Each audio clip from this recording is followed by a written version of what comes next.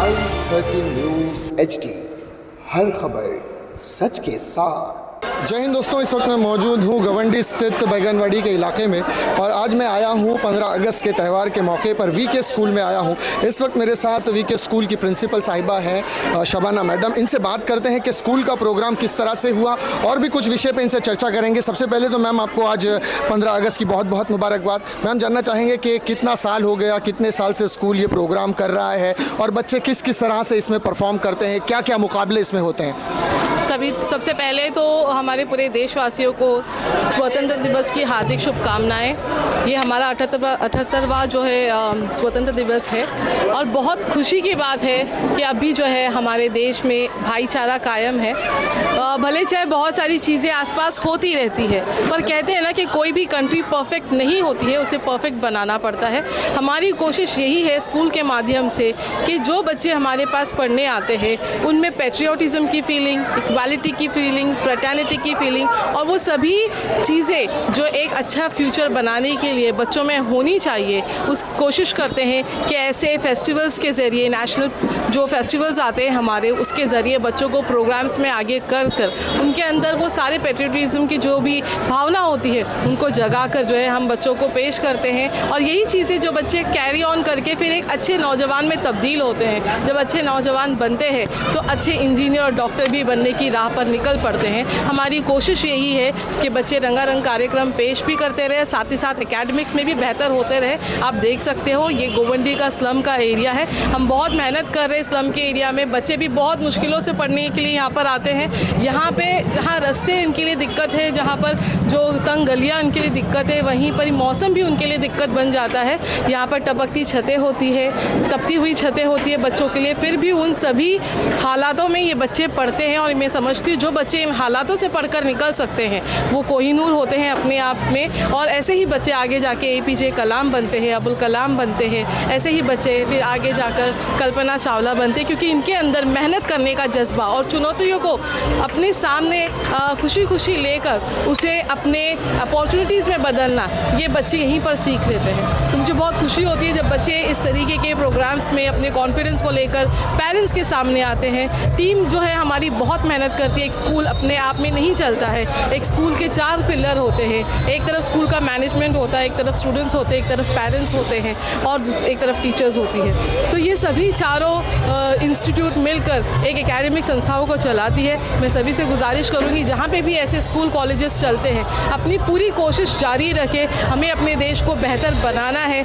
भले चाहे जो है वो साजिशें कितनी भी क्यों ना हो, भले चाहे हमें बांटने की ताकतें कितनी बड़ी क्यों ना हो, भले चाहे सियासी जो रोटियां सेकी कितनी भी जाती हो, हमें अपने आप को आगे कर कर जो है वो अच्छे तरीके से इस देश को बचाए रखना है। क्योंकि बड़ी कुर्बानियाँ शामिल है इस देश को संवारने में, इस देश को आज़ादी दिलाने में, इस देश के संविधान को नाफिज करने में।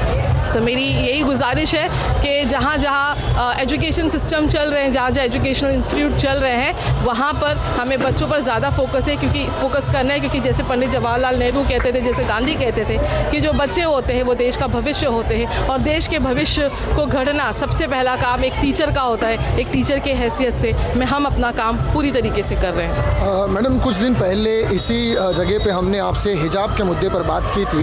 अब जबकि सुप्रीम कोर्ट का फैसला आया है, भले ही हाई कोर्ट में वो फैसला आगे चला गया था, लेकिन सुप्रीम कोर्ट ने जिस तरह से प्रतिबंध लगाया है, नवंबर तक के लिए वह मामला टल गया है, तो किस तरह से स्वागत करती हैं और आगे क्या कुछ हो सकता है इस फैसले के अंदर? देखिए, इस देश पर जब भी सियासी रोटियां सेकी गई, जब भी नफरती भाषाओं का इस्तेमाल हुआ या नफ़रत का इस्तेमाल हुआ है, हमेशा जो हमारा न्यायालय है उसने अपनी ताकत के साथ में उन सभी की साजिशों को जो हराया है। हम स्वागत करते हैं सुप्रीम कोर्ट के इस स्टे को, जिस तरीके से उन्होंने बच्चों को आज़ादी दी। देखो, मैं हमेशा कहती हूँ लड़कियां जब हमारी घर से निकलती हैं उनको वैसे ही बहुत सारी चुनौती का सामना करना पड़ता है। उस पर अगर हमारी जो एजुकेशन इंस्टीट्यूट है वो भी अपनी समस्याएं रखने लग जाएगी, वो भी अपनी कंडीशंस रखने लग जाएगी, तो हमारी बच्चियां पढ़ेगी कैसे?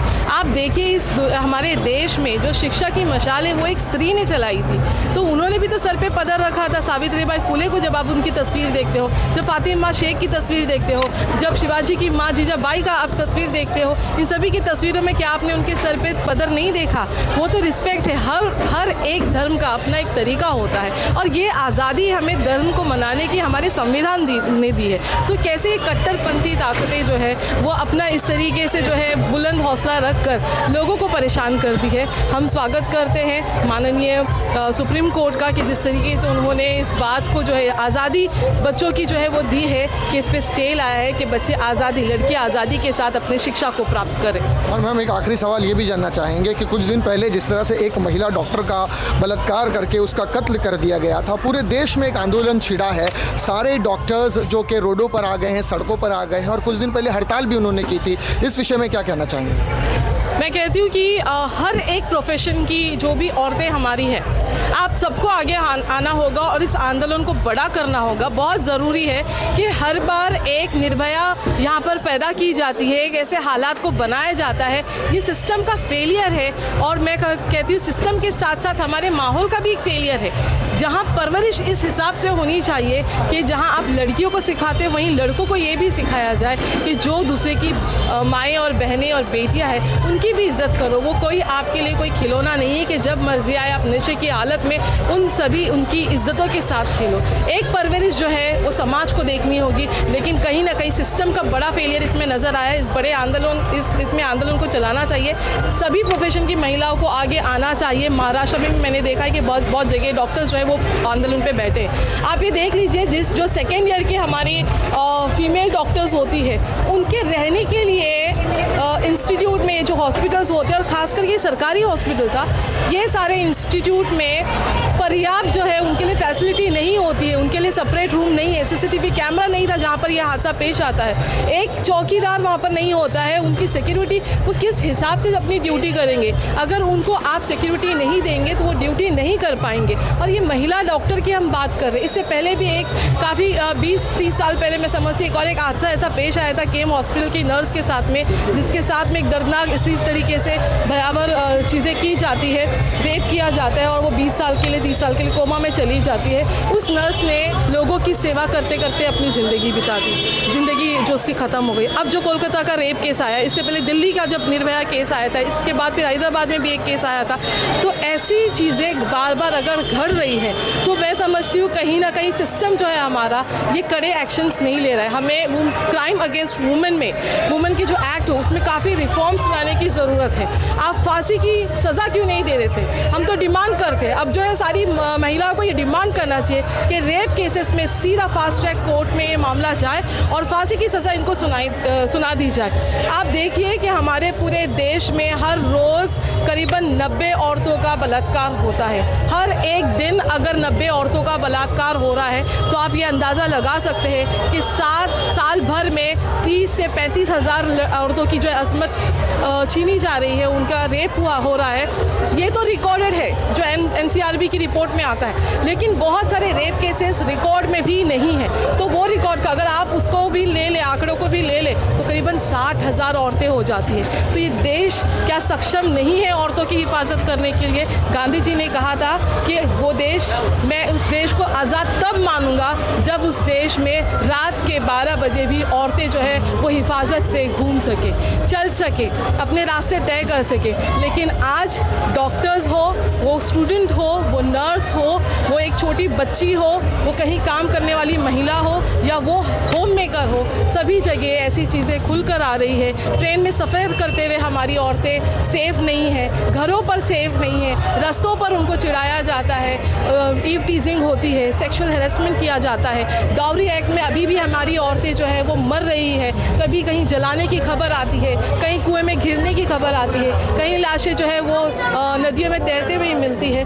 अगर ये मंजर अभी भी सियासत को समझ में नहीं आ रहा है या हमारे जो राजनीतिक प्रतिनिधि है उनको समझ में नहीं आ रहा है, तो मुझे लगता है अभी हमारा देश आज़ाद नहीं हुआ है। पहले हम अंग्रेज़ों के ग़ुलाम थे, अब हम जुल्म के ग़ुलाम हैं, फेलियर के ग़ुलाम हैं, करप्शन के ग़ुलाम हैं। और हमने 200 साल लड़ाई करके देश को अंग्रेज़ों से आज़ाद किया था। मुझे लगता है कि अगर हमने ऐसे ही हाथ पे हाथ सुधर कर बैठे रहेंगे तो 200 साल भी कम पड़ेंगे जुल्म की गुलामी से निकलने के लिए। देखा नाजरीन, ये थे वीके इंग्लिश हाई स्कूल की प्रिंसिपल साहिबा शबाना खान मैडम, जिन्होंने बहुत सारी बातों का खुलासा किया। मैं समझता हूँ कि अगर इन्हीं बातों को अमल में लाया जाए और जल्द से जल्द उन लोगों पर कार्रवाई की जाए जो ऐसे घिनौने हरकतें करते हैं, तो शायद देश में महिलाएं पूरी तरह से सेफ हो सकती है। फिलहाल के लिए नाजरीन इतना ही। इसी तरह की खबरों के लिए हमारे चैनल को सब्सक्राइब करें।